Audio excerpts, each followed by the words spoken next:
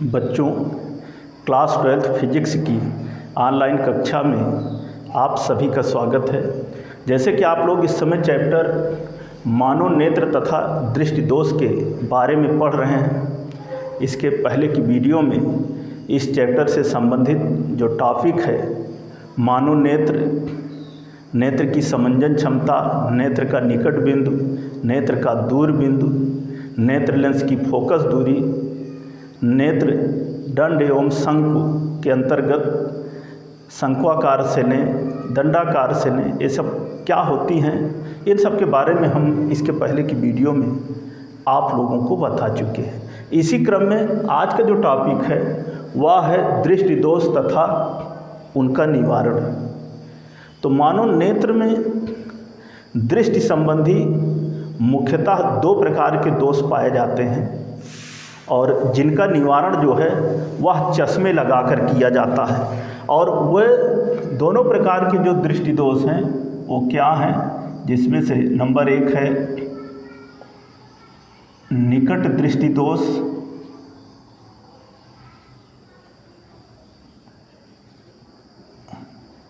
और दूसरा है दूर दृष्टि दोष।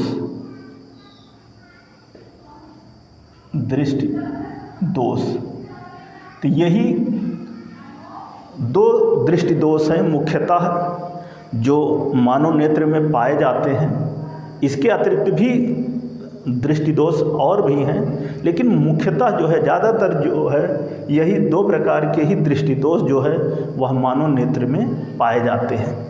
तो इनके निवारण के लिए जैसे मैंने कहा, चाहे वो निकट दृष्टि दोष हो चाहे दूर दृष्टि दोष हो, इनका निवारण जो है मानव नेत्र में चश्मे लगाकर किया जाता है। तो आइए सबसे पहले हम आपको बताने चल रहे हैं निकट दृष्टि दोष। निकट दृष्टि दोष, तो सबसे पहले ये जानना है कि निकट दृष्टि दोष किसे कहते हैं या होता कैसे है। तो होता क्या है कि नेत्र का वह दोष जिसमें नेत्र को निकट की वस्तुएं तो स्पष्ट दिखाई देती हैं, परंतु दूर की वस्तुएं जो है वह स्पष्ट दिखाई नहीं देती। इस दृष्टि दोष में नेत्र का दूर बिंदु जो है वह अनंत पर ना हो करके कम दूरी पर आ जाता है। इसी दृष्टि दोष को ही निकट दृष्टि दोष कहते हैं, नेत्र का निकट दृष्टि दोष कहते हैं। एक बार हम आपको फिर बता रहे हैं। हमने कहा कि नेत्र का वह दोष जिसमें नेत्र को निकट की वस्तुएं तो स्पष्ट दिखाई देती हैं, परंतु दूर की वस्तुएं जो है स्पष्ट दिखाई नहीं देती। इस दृष्टि दोष में नेत्र का दूर बिंदु जो है वह अनंत पर ना हो करके कम दूरी पर आ जाता है।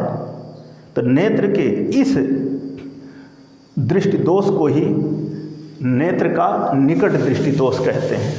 अब बात आती है निकट दृष्टि दोष के कारण क्या हैं। आगे का टॉपिक इसी से संबंधित निकट दृष्टि दोष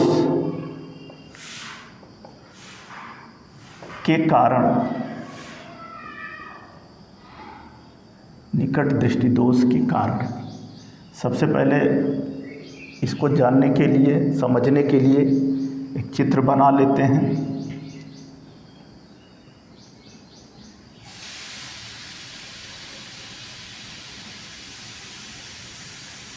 ये मानव नेत्र, जैसे कि अभी हम इसके पहले की वीडियो में आपको बताए हैं, ये मानव नेत्र है। सामने वाला उभरा हुआ जो भाग है एक कॉर्निया कहलाता है और ये नेत्र लेंस है। तो जैसे कि कहा गया कि इस निकट दृष्टि दोष में जो है नेत्र को निकट की वस्तुएं तो स्पष्ट दिखाई देती हैं, परंतु दूर की वस्तुएं जो हैं वह स्पष्ट दिखाई नहीं देती हैं। ऐसा ही दृष्टि दोष जो है वह निकट दृष्टि दोष कहलाता है। तो निकट दृष्टि दोष के कारण में 2 कारण हैं, नंबर 1 और नंबर 2। जो चित्र दिख रहा है, मैंने जैसे कहा कि यह नेत्र लेंस है, यह मानो नेत्र के सामने का भाग जो है, जो उभरा हुआ है, कॉर्निया है, और एक पिछला भाग जो है यह रेटिना है। जैसे कि हमने आपको मानव नेत्र के सचित्र वर्णन में आपको बताया था। तो निकट दृष्टि दोष के 2 कारण हो सकते हैं, या कह सकते हैं कि 2 कारण होते हैं, जिसमें से नंबर 1 है कि जब नेत्र लेंस की वक्रता जो है बढ़ जाए, अर्थात नेत्र लेंस की फोकस दूरी जो है वह कम हो जाए। आप समझिए इसको, यही है नेत्र लेंस। जब इस नेत्र लेंस की वक्रता बढ़ जाए, जब वक्रता बढ़ेगी, कहने मतलब जो इसका आकार दिख रहा है ये अगर बड़ा हो जाएगा, तो नेत्र लेंस और रेटिना के बीच की दूरी ही नेत्र लेंस की फोकस दूरी कहलाती है। तो उस दशा में इस नेत्र लेंस की जो फोकस दूरी है वह कम हो जाएगी। तो कहने मतलब पहला कारण यह है कि जब नेत्र लेंस की वक्रता बढ़ जाए, अर्थात नेत्र लेंस की फोकस दूरी कम हो जाए। और दूसरा कारण है कि जब नेत्र लेंस और रेटिना के बीच की दूरी बढ़ जाए, अर्थात नेत्र गोले का व्यास जो है वह बढ़ जाए।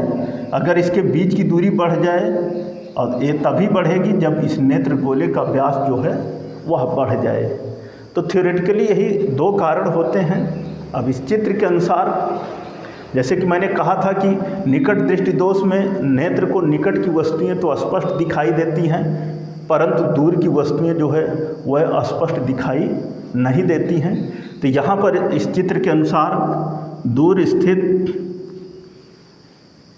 अनंत पर या अनंत से दूर स्थित वस्तु से चलने वाली प्रकाश की किरणें जब इस कॉर्निया द्वारा इस नेत्र लेंस पर जब आपतित होती हैं, तो अपवर्तन के पश्चात अपवर्तित किरणें जो हैं इस रेटिना के किसी बिंदु पर फोकस ना करके रेटिना के पहले बिंदु सी पर फोकस हो जाती हैं, जिस कारण दूर स्थित वस्तु का प्रतिबिंब इस रेटिना पर स्पष्ट नहीं बनता है और वह दूर स्थित वस्तु इस नेत्र को स्पष्ट दिखाई नहीं देती है।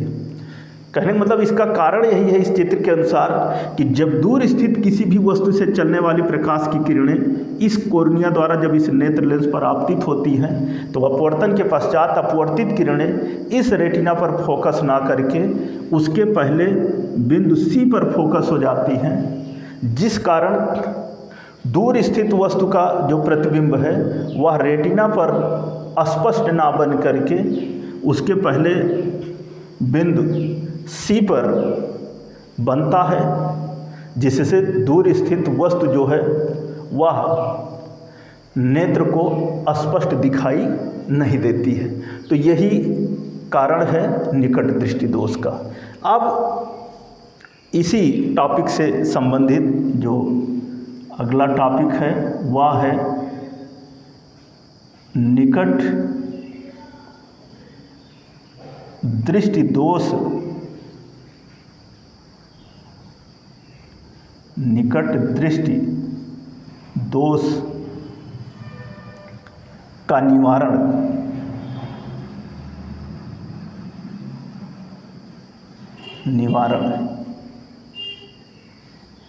इसके लिए एक चित्र बनाते हैं। निकट दृष्टि दोष के निवारण के लिए नेत्र में अवतल लेंस के चश्मे का उपयोग किया जाता है, और जब उस अवतल लेंस के चश्मे का उपयोग करते हैं तो निकट दृष्टि दोष का निवारण कैसे हो जाता है आप इस चित्र के माध्यम से देखिए। यहाँ भी एक इसी तरह से मानव नेत्र ऐसे बना लेते हैं।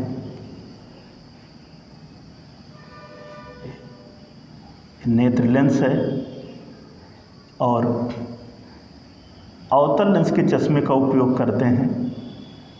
तो ये अवतल लेंस है। जब दूर स्थित वस्तु से चलने वाली प्रकाश की किरणें जब ऐसे आपतित होती हैं,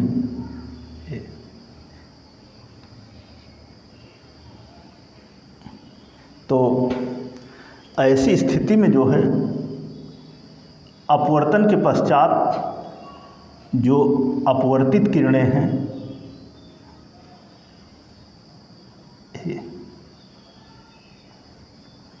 अपवर्तित किरणें जो कि रेटिना के पहले बिंदु C पर फोकस होती थी, वह रेटिना के पहले बिंदु C पर फोकस ना करके रेटिना पर ही जो है फोकस हो जाती हैं, जिससे दूर स्थित वस्तु का जो प्रतिबिंब है वह रेटिना पर स्पष्ट बनता है और जिस कारण दूर स्थित वस्तु जो है वह नेत्र को अस्पष्ट दिखाई देती है। तो यही बातें इस चित्र के माध्यम से दर्शाई गई हैं।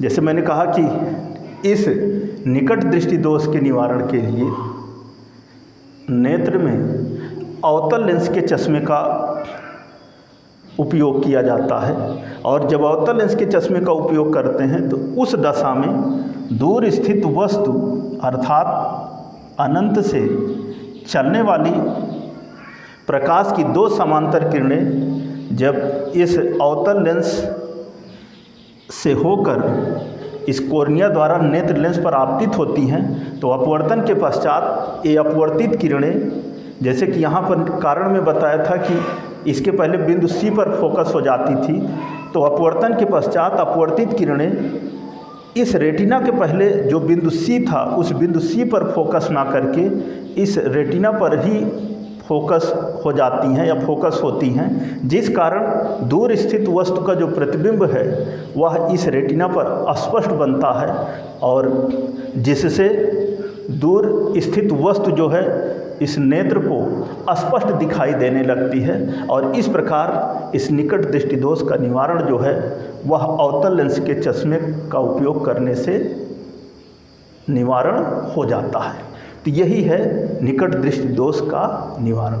फिर से हम आपको बता रहे हैं, हमने कहा कि निकट दृष्टि दोष के निवारण के लिए अवतल लेंस के चश्मे का प्रयोग नेत्र में करते हैं और जब अवतल लेंस के चश्मे का प्रयोग नेत्र में करते हैं तो उस दशा में दूर स्थित वस्तु से चलने वाली समांतर किरणें इस अवतल लेंस से होकर जब कोर्निया द्वारा नेत्र लेंस पर आपतित होती हैं, तो अपवर्तन के पश्चात अपवर्तित किरणें जो रेटिना के पहले फोकस होती थी वह रेटिना के पहले फोकस ना होकर के रेटिना पर ही फोकस हो जाती हैं, जिससे दूर स्थित वस्तु का जो प्रतिबिंब है वह रेटिना पर स्पष्ट बनता है और जिस कारण दूर स्थित वस्तु जो है उस मानव नेत्र को स्पष्ट दिखाई देने लगती है और इस प्रकार निकट दृष्टि दोष का निवारण हो जाता है।